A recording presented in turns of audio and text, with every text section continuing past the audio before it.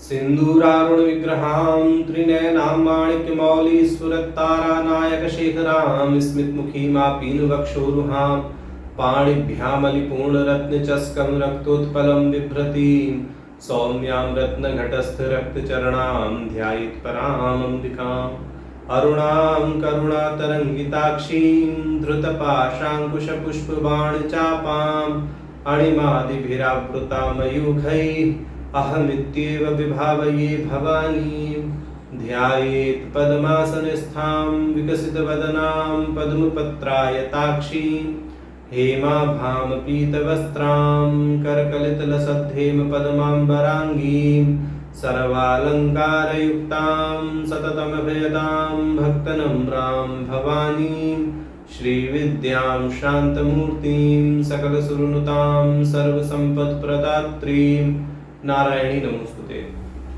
ललिता सहस्रनाम सौभाग्य भास्कर भाष्य की श्रृंखला में हम भगवती के 652 नामों तक का भाष्य देख चुके थे।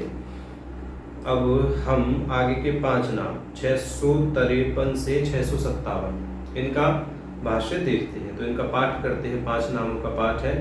योगिनी, योगदा, योग्या, योगानंदा, युगंधरा। तो इसमें 653वां नाम योगिनी।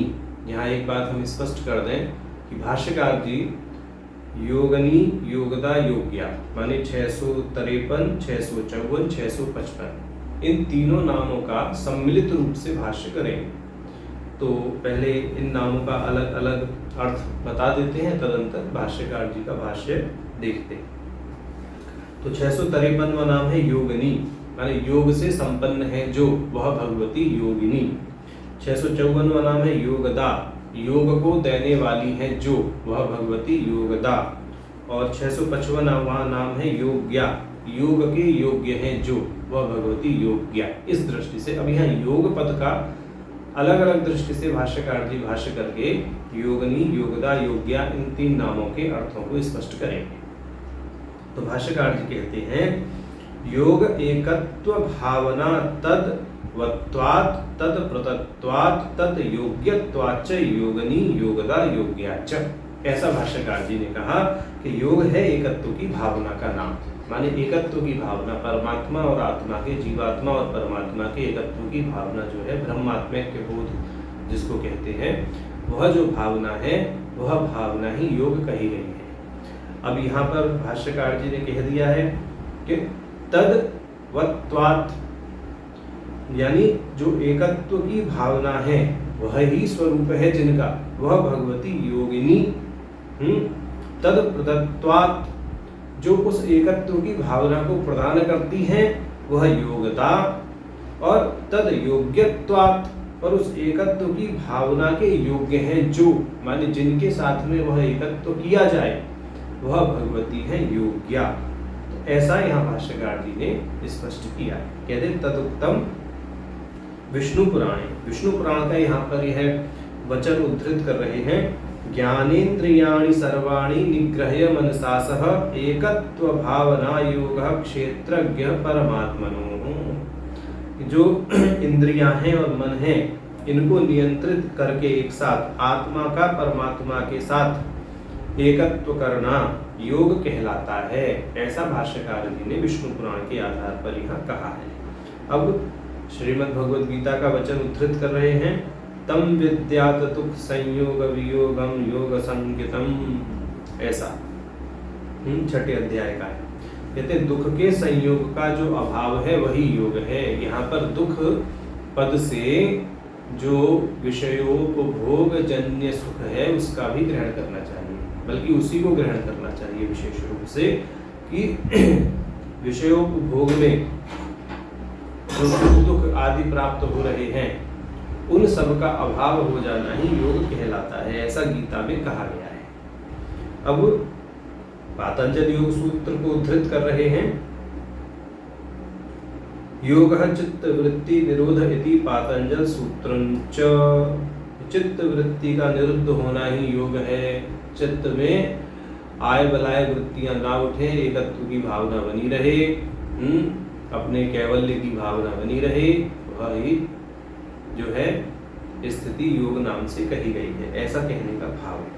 अब यह कहेंगे कि वस्तुतः योग के बहुत सारे प्रकार हैं, तो उन प्रकारों का यहाँ पर यह बस नाम ले देंगे, कहेंगे कि विषय वस्तु के विस्तार के भय से, भाष्य के विस्तार के भय से हम यहाँ पर उसको विस्तृत व्याख्या में सम्मिलित नहीं कर रहे हैं, सिर्फ निर्देश मात्र कर दे रहे हैं। तो भाष्यकार जी कहेंगे सच मंत्रो लयो हटो राज इति चतुर्विध।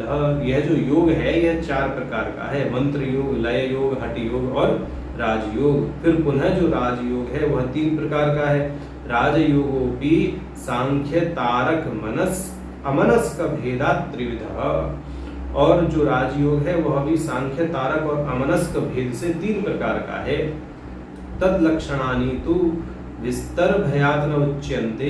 इनके लक्षण हम विस्तार के भय से नहीं कह रहे हैं। जो जिज्ञासु इस विषय में जानना चाहते हैं वह योग विषयक ग्रंथों का अनुशीलन करें। अब भाष्यकार जी दूसरी दृष्टि से योगिनी पद का भाष्य प्रस्तुत कर रहे हैं। अब सिर्फ योगिनी पद का भाष्य करेंगे। अभी तो उन्होंने योगिनी, योगदा, योग्य तीनों पदों का सम्मिलित भाष्य किया। अब सिर्फ योगिनी पद का भाष्य कर रहे हैं। यद्वा अथवा मंगलादि संकटांता अष्टौ योगिन्यः षड्विंशति वर्षैः पुनः पुनः परिवर्तमानां ज्योतिष शास्त्रे। ज्योतिष शास्त्र में योगिनी दशाओं की बात कही गई है। यह जो योगिनी दशा है, इन योगिनी दशाओं में जो है संकटा से प्रारंभ करके और मंगला से प्रारंभ करके संकटा तक, मंगलादि संकटांता, मंगला से प्रारंभ करके संकटा तक 8 योगिनी दशाएं आती हैं। मंगला, पिंगला, ध्यान्या, भ्रामरी, भद्रिका, उल्का, सिद्धा, संकटा, ये 8 दशाएं हैं। इनका जो पूरा काल होता है वह 36 वर्ष का होता है, परंतु यहाँ भाष्य में इन्होंने षड्विंशति वर्षे ही ऐसा करके उल्लेख किया है। तो यह अनुसंधान का विषय है, इस पर विचार क्या करें, क्योंकि ये तो स्पष्ट ही है कि यह जो मंगला आदि संकटांता जो दशाएं हैं 36 वर्ष की होती हैं। मंगला 1 वर्ष की, पिंगला 2 वर्ष की, ध्यान्या 3 वर्ष की। इस दृष्टि से अगर इन सबका जोड़ लें, संकटा जो है अंत में 8 वर्ष की होती है, सबका योग करें तो 36 वर्ष ही बैठते हैं। तो अब यहाँ पर ये टाइपोग्राफिकल मिस्टेक है या क्या है वह भगवान जाने, परंतु मंगला आदि संकटांता जो योगिनी दशाएं हैं वो 36 वर्ष के लिए आती हैं। यहाँ पर षड्विंशति वर्ष ही ऐसा उल्लेख किया है, तो उसको हम नजरअंदाज करके 36 वर्ष ही यहाँ ले रहे हैं। तो इस प्रकार से जो मंगला आदि संकटांता योगिनी दशा है वह भगवती का ही स्वरूप समझना चाहिए। माने भगवती ही स्वयं उस दशाओं के रूप में जातक को यथोचित कर्मफल प्रदान करती हैं, तो वह भगवती यहाँ योगिनी नाम से कही गई हैं, ऐसा। अब आगे कह रहे हैं डाकिन्यादयः सप्त मंत्र शास्त्रे प्रसिद्धा तद्रूपा। जो डाकिनी आदि 7 योगिनियां थीं, जिनका पहले भी भाष्य में पूरा विस्तार से वर्णन किया भाष्यकार जी ने, डाकनी, राकनी, लाकनी, काकनी, साकनी, हाकनी, याकनी। यह जो 7 योगिनियां हैं, यह 7 योगिनियां ही भगवती का स्वरूप है, ऐसा भाष्यकार जी पहले विस्तार पूर्वक कह ही चुके हैं। तो अब यहाँ पर भाष्यकार जी ने सिर्फ संकेत मात्र कर दिया है कि जो हमने पूर्व में डाकनी आदि योगिनियों के विषय में बताया, वह डाकनी आदि योगिनियां ही स्वरूप है जिन भगवती का, वह भगवती योगिनी नाम से कही गई है। तो यहाँ योगिनी नाम से समस्त योगिनियों का ग्रहण कर लेना चाहिए। अब आगे कह रहे हैं पुनः, अब योगिनी, योगदा, योग्या का नई दृष्टि से भाष्य कर रहे हैं। अब तीनों नामों को एक साथ उठाएंगे भाष्यकार जी। यहाँ पर अब योग पद का यह अलग दृष्टि से भाष्य करेंगे। पहले इन्होंने योग पद का भाष्य किया एकत्व की भावना, अब यहाँ करेंगे विषयों का संग, माने विषयों के का उपभोग करना योग है, विषय के साथ में योग करेंगे। कहेंगे अथवा योगो विषय संगो भोग इति, माने विषयों का संग करना, भोग करना जो है, या योग जो है भोग के अर्थ में प्रयुक्त है, माने विषय संग जो है वह योग है। मन का विषयों के संग योग होना, या मन का विषय संग होना, यह योग है। विषय के साथ में योग हो गया मन का, इस दृष्टि से जो भोग होता है वह योग संग ही है, ऐसा यहाँ भाष्यकार जी ने कहा है। भाष्यकार जी की पंक्ति दोबारा पढ़ते हैं ताकि स्पष्ट हो जाए। अथवा माने योग को अब दूसरी दृष्टि से यह परिभाषित कर रहे हैं, योगो विषय संगो भोगः इति, ऐसा यावत इस प्रकार से कहते तेन भोक्तृ भोगप्रद भोग्य तृतीय रूपा इति नाम तृतीयार्थः। ये जो तीन नाम है योगिनी योगदा योग्या, इनको इस दृष्टि से भी समझ लेना चाहिए। माने भोक्ता रूपा है जो वह योगिनी, भोग्य प्रद है जो वो है भोगदा योगदा, और जो भोग्य है वो है योग्या। इस दृष्टि से चूंकि योग का इन्होंने अर्थ किया है, विषय संग को ही योग के अर्थ में यहाँ ग्रहण कर लिया है। तो जो भोक्ता है, भोक्ता रूपा है, वह भगवती कौन है? योगदा। जो भोगप्रद है, जो भोग को देने वाली है, वो है योगदा। और जो भोग्य है वह है योग्या।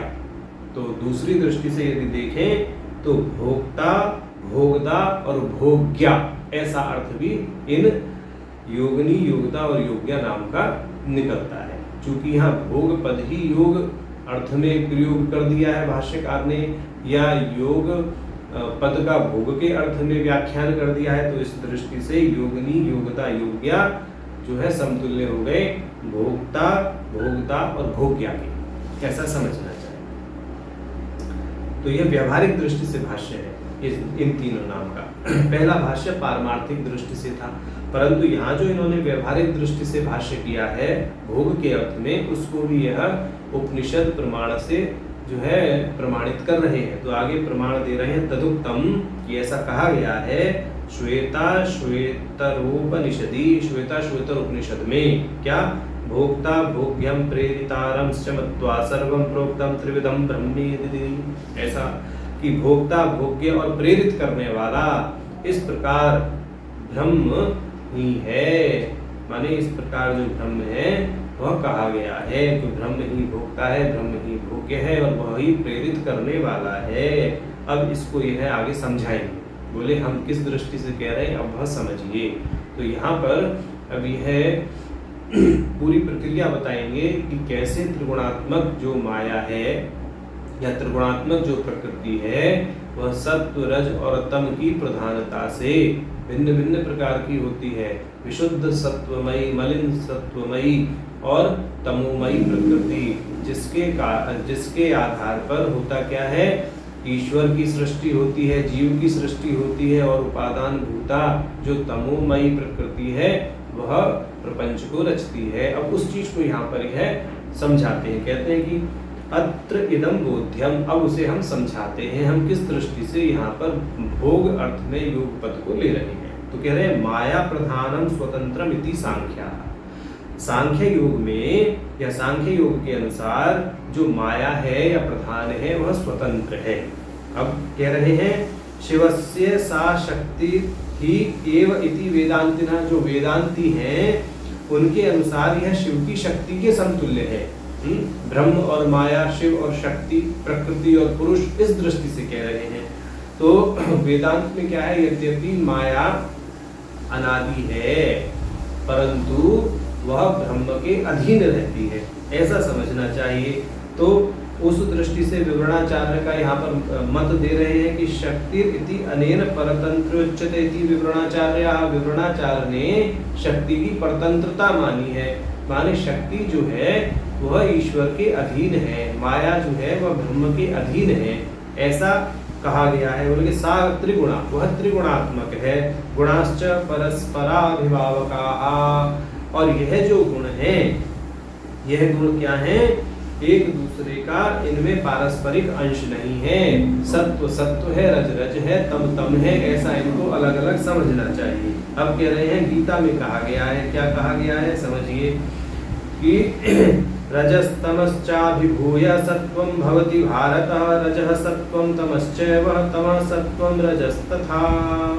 गीता 14वें अध्याय का वचन है कि हे अर्जुन, जो रजोगुण है और तमोगुण है और सतोगुण है, अब इन तीनों को आपस में किस तरह से घोल मेल करके समझना चाहिए, उसको यहाँ यह स्पष्ट कर रहे हैं। भगवान कृष्ण का वचन है कि रजोगुण और तमोगुण को दबाकर सत्वगुण अभिव्यक्त होता है, सत्वगुण और तमोगुण को दबाकर रजोगुण अभिव्यक्त होता है, और सत्वगुण और रजोगुण को दबाकर तमोगुण अभिव्यक्त होता है, तमोगुण और सत्वगुण को दबाकर रजोगुण अभिव्यक्त होता है, ऐसा वचन है। तो अब आगे कह रहे हैं उसी विषय में विस्तार पूर्वक अब यह बताएंगे कि किस दृष्टि से सृष्टि होती है। कहते हैं तेरसा त्रिविधा पर्यवस्यति, इस दृष्टि से जो माया है, जो प्रकृति है, वह 3 प्रकार की हो जाती है। कैसे? रजः तमसोरत्यंताभिभव विशुद्ध सत्वात्म एका, कि यह जो सृष्टि है, यह जो प्रकृति है, रज और तमस जब इसमें बिल्कुल नहीं रहते तो यह विशुद्ध सत्वात्मिका हो जाती है। अब दूसरी बात को कहते हैं ईषद उद्भूत रजस्तमोभ्याम मलिन सत्वा द्वितीया, कि जब सत्व रजस और तमस से कुछ कुछ प्रभावित रहता है, माने सत्व गुण जब रजस और तमस से कुछ कुछ प्रभावित होता है तब मलिन सत्वमयी प्रकृति होती है, मलिन सत्वात्मिका होती है। और तीसरी प्रकृति को कहते हैं अत्यंताभिभूत रजसः सत्वाभ्याम सत्प्राया केवल तमोमयी तृतीया इति, कि जब सत्व और रज जो है प्रभावी नहीं होते, तमस प्रभावी होता है, तो तमोमयी प्रकृति होती है। अब इसके आगे कार्य को कहेंगे कि अब ये तीनों प्रकृतियां क्या क्या कार्य करती हैं। विशुद्ध सत्वमयी प्रकृति क्या करेगी, मलिन सत्वमयी प्रकृति क्या करेगी, और तमोमयी प्रकृति क्या करेगी। या कह रहे हैं तासु आद्या अवच्छिन्ना चिद ईश्वर नामनी भोग प्रदा योगदा इति उच्यते। अब योगदा के विषय में कह रहे हैं कि इन तीनों में जो प्रथम है, प्रथम का अर्थ हो गई जो विशुद्ध सत्वात्मिका है, वह क्या करेगी, वह चिद को अवच्छिन्न करके ईश्वर के रूप में अभिव्यक्त कर देगी, और यह योगदा नाम से कही जाएगी, ऐसा इन्होंने कह दिया। वह भोग प्रदा है, जो ईश्वर है वही समस्त सृष्टि करता है, समस्त भोग्य पदार्थों की रचना करता है जीव के लिए, तो वही भोग प्रदा योगदा इति उच्यते, ऐसा इन्होंने यहाँ कहा। तो माने यहाँ योगिनी नाम का पहले कथन ना करके योगदा नाम का पहले कथन किया है विशुद्ध सत्वात्मिका प्रकृति के आधार पर। अब आगे कह रहे हैं द्वितीया अवच्छिन्ना जीवनामनी भोक्त्री योगिनी, जो दूसरी है इन तीनों में, माने जो कि मलिन सत्व प्रधान प्रकृति है, वह चित्त को अवच्छिन्न करके जीव नाम से अभिव्यक्त करती है, जीव के रूप में अभिव्यक्त करती है। वह भोक्त्री है क्योंकि जीव भोग करेगा, जो भोग्य पदार्थ ईश्वर ने बनाए हैं उनका भोग करेगा। इस दृष्टि से वह योगिनी कही गई है, भोक्ता रूपी होने के कारण, क्योंकि पहले उन्होंने स्पष्ट कर दिया था भाष्यकार जी ने, उस पंक्ति को दोबारा बोल देते हैं, योगो विषय संगो भोग इति यावत् तेन भोक्त्री भोगप्रद भोग्य तृतीय रूपा इति नाम तृतीय अर्थ। तो यहाँ पर जो भोक्त्री उपयोग किया उन्होंने पद, वह योगिनी के लिए किया। तो यहाँ पर अब जो कह रहे हैं द्वितीयावच्छिन्ना जीवनावनी भोक्त्री योगिनी, तो इस दृष्टि से यहाँ स्पष्ट कर दिया। अब आगे कहते हैं तृतीयावच्छिन्ना जड़ वस्तु नामनी भोग्या योग्या इति उच्यते इति विवेकः, कि जो तीसरी बची यानी तमोमयी जो प्रकृति है, तमोगुण प्रधान जो प्रकृति है, वह उपादान भूता है, और जड़ वस्तु नाम वाली है वह भोग्या है, उसको योग्या समझना चाहिए। ऐसा यहाँ भाष्यकार जी ने स्पष्ट किया है, बोले इति विवेकः, ऐसा समझना चाहिए। अब आगे कह रहे हैं भाष्यकार जी 656वें नाम का भाष्य, माने यहाँ तक भाष्यकार जी ने 3 नामों का भाष्य किया, 653, 654, 655।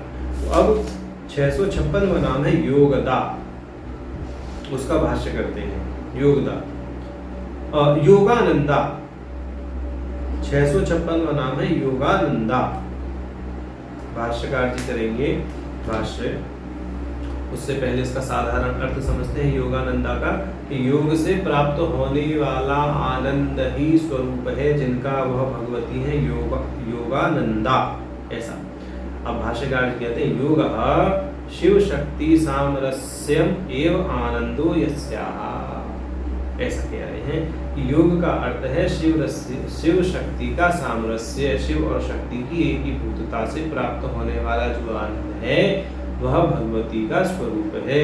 ऐसा यहाँ पर भाष्यकार जी ने स्पष्ट किया है।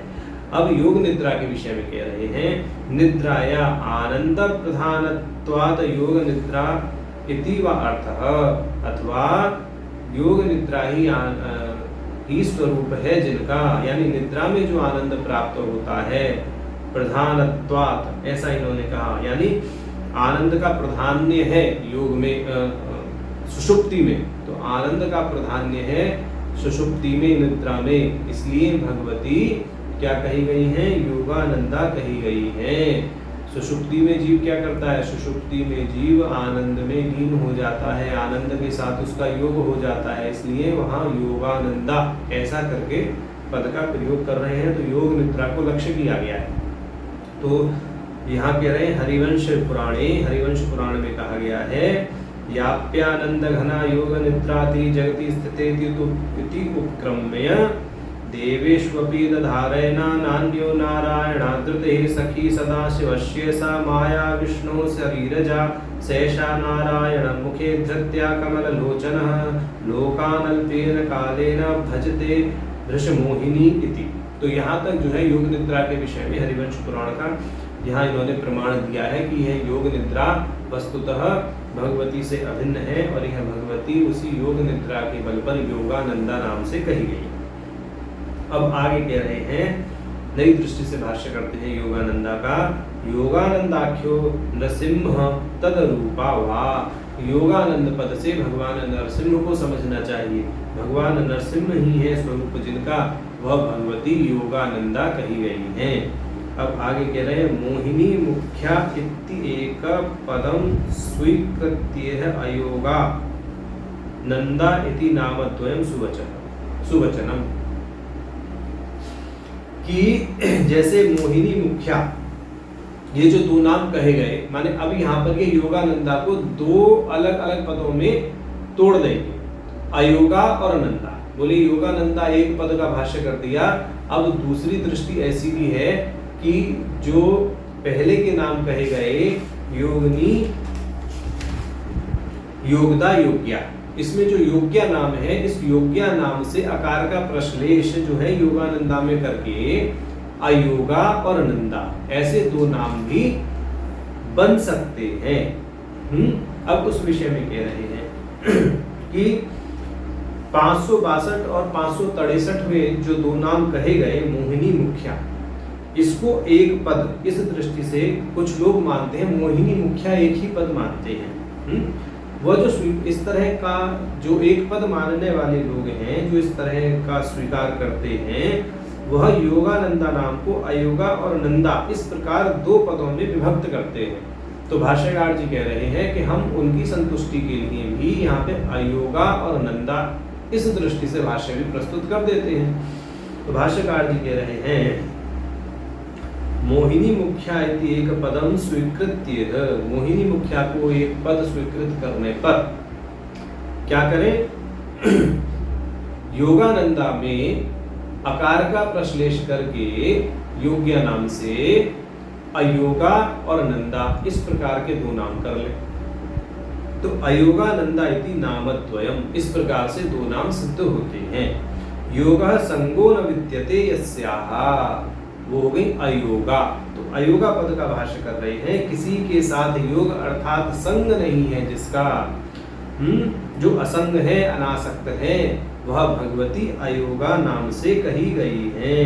अब इस विषय में क्या कह रहे हैं, वो श्रुति प्रमाण दे रहे हैं बृहदारण्यकोपनिषद से, असंगो नहीं सज्जत इति श्रुतेः। जो असंग होता है वह कभी भी क्या नहीं होता, आसक्त नहीं होता। असंगो न ही सज्जत, ऐसा वह किसी के साथ भी अपना योग नहीं रखता, किसी के साथ भी नहीं जुड़ता, वह सर्वथा निर्लिप्त रहता है, ऐसी असंगता है जिसमें वह है अयोगा। ऐसा यहाँ अयोगा नाम का भाष्य भाष्यकार जी ने किया। अब नई दृष्टि से कह रहे हैं अयः पर्वत रूपावा अभेदा इति तात्पर्य। अयः कहते हैं पर्वत को, अयोगा हो गया नाम जो अभेद्य है, पर्वत के समान है, जो पर्वत ही स्वरूप है, जिनका अभेद्य है, जिसको भेदा नहीं जा सकता, वह भगवती है अयोगा। ऐसा अब आगे कह रहे हैं अथवा अब दूसरी दृष्टि से अयोगा पद का भाष्य करते हैं अयेन शुभावह विधिना ऊम पर शिवम गच्छति दिवा। अय कहते हैं शुभवाही को, यानी अच्छे कार्यों को, अच्छे लक्षणों को, शुभ कर्मों को अय कहते हैं। अर्थात परम शिव तक गच्छति ले जाती है, माने शुभ कर्मों के फलस्वरूप जो परम शिव तक ले जाती हैं वह भगवती अयोगा कही गई है। ऐसा यहाँ भाष्यकार जी ने अयोगा नाम का भाष्य किया। बोले जो योगानंदा में हमने अकार का प्रश्लेष करके अयोगा और नंदा दो नाम कहे, उसमें अयोगा का भाष्य तो इतना होता है। अब आगे जो नंदा पद है उसका भाष्य करते हैं। तो भाष्यकार जी कह रहे हैं नंदा अलग नंदात्मक गंगा रूपा वा, माने नंदा पद अलग नंदा के लिए प्रयुक्त है, अलग नंदा गंगा का पर्याय है। इस दृष्टि से नंदा पद से गंगा स्वरूप है जिसका ऐसा समझना चाहिए, तो गंगा ही स्वरूप है जिसका वह भगवती नंदा कही गई है। अब आगे कह रहे हैं तिथियों के पक्ष में जो तिथियां होती है नंदा, भद्रा, जया, रिक्ता और पूर्णा, उस दृष्टि से कह रहे हैं प्रतिपद षष्ठी एकादशी रूपावा। यह जो तीन नंदा तिथियां हैं प्रतिपदा, षष्ठी और एकादशी है भगवती का ही स्वरूप है। इन नंदा तिथियों के रूपों में जो अभिव्यक्त हैं वह भगवती नंदा कही गई है। नंदा भगवती नाम सा भविष्यति नंदजा इति मार्कंडेय पुराणोक्त मूर्ति विशेष रूपावा। यानी मार्कंडेय पुराण में जो प्रकरण आया है जिसमें यह कहा गया है कि जो नंद गोप के घर में जो है कन्या के रूप में जन्म लेंगी और वह कन्या नंद गोप के नाम के बल पर नंदा कही गई, तो वह भगवती जो नंद गोप के घर नंदा बनकर या जन्म लिया जिन्होंने वह नंदा कहलाई। ऐसा यहाँ पर मार्कंडेय पुराण के आधार पर भाष्यकार जी स्पष्ट कर रहे हैं। अब आगे कह रहे हैं सरस्वत्य एव स्थान विशेष योगादनन्तेति संज्ञावा, कि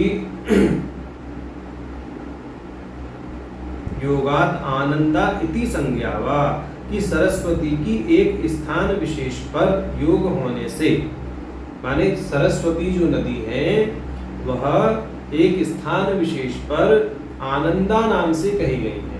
यह स्थान क्या है? नंद प्रयाग एक स्थान है जहाँ पर नंदाकिनी गंगा है, गंगा की धारा है, अलकनंदा की एक धारा है।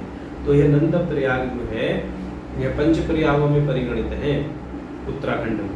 तो वहां पर नंदाकिनी जो अलकनंदा की धारा है वह नंदा नाम से कही गई है। तो उस स्थान विशेष पर जो सरस्वती नदी है वह नंदाकिनी आनंदा या नंदा नाम से कही जाती है। तो वह सरस्वती की धारा विशेष जो नंदाकिनी आनंदा या नंदा नाम से कही गई है वह भगवती से अभिन्न है, ऐसा समझना चाहिए। अब कह रहे हैं नंदा हिमवत पृष्ठ इति पाद्यात्, पद्म पुराण में कहा गया है कि नंदा जो है वह हिमालय में निवास करती है। अब आगे भाष्यकार जी कह रहे हैं पुष्कर प्रांत स्थान आदि रूपा विशेषा वा, कि पुष्कर प्रांत में एक स्थित नदी है, पुष्कर प्रांतस्थ नदी विशेष रूपा वा, पुष्कर प्रांत में एक नदी विशेष है जो नंदा नाम से कही गई है। तदुत्तम पाद्यम एवं पुष्कर महात्म्य, इसका प्रमाण भी पद्म पुराण के पुष्कर महात्म्य में कहा गया है। क्या कहा गया है उसको देखते हैं। पुण्या पुण्य जलोपेता नदियं ब्रह्मण सुता नंदा नामनीति विपुला प्रवृत्त्या दक्षिणामुखी अगच्छन्नपि यस्तस्या नाम गृह्णति मानवः स जीवन सुखमाप्नोति मृतो भवति खेचरः। तो इस प्रकार से पद्म पुराण के पुष्कर खंड में इस नंदा नाम की नदी का वर्णन प्राप्त होता है। तो यह जो नंदा नदी है पुष्कर क्षेत्र में, यह भगवती स्वरूपा ही है और इसीलिए भगवती को नंदा कहा गया है, ऐसा समझना चाहिए। अब कहते हैं नाम निरुक्ति वराह पुराणे। वराह पुराण में नंदा नाम की निरुक्ति इस प्रकार दी गई है। यथागतं तु ते जगमुरदेवीं स्थाप्य हिमे गिरौ संस्थाप्य नंदिता यस्मात् तस्मात् नंदा तु सा भवत्। ईश्वर क्या है? यथागतं तु ते जगमुरदेवी स्थाप्य हिमे गिरौ संस्थाप्य नंदिता यस्मात्, अपने स्थापित होने से जो आनंद दातु सा भवत, आनंदित हुई। माने देवताओं ने हिमालय पर भगवती की स्थापना की और अपनी स्थापना से भगवती बहुत आनंदित हुई, इसलिए उनको नंदा कहा जाता है। ऐसी निरुक्ति वराह पुराण में दी गई है। अब कहते हैं इति देवी पुराणे तु, और देवी पुराण में ऐसा कहा गया है नंदते सुरलोकेषु नंदने वसते अथवा हिमाचले महापुण्य नंदा देवी तथा स्मृता। कि सुरलोक में आनंदित रहने वाली, नंदन वन में निवास करने वाली, नंदते सुरलोकेषु नंदने वसते तथा हिमाचले महापुण्य, हिमाचल में यानी जो हिमालय है वहां पर जो रहती हैं भगवती, वह नंदा देवी तथा स्मृता, नंदा के नाम से कही जाती हैं। अब कहते हैं तद स्वरूपम अपि वराहे। वराह पुराण में इनका स्वरूप बताया गया है। उस स्वरूप को बताते हैं भगवती गायत्री के कथा के आधार पर।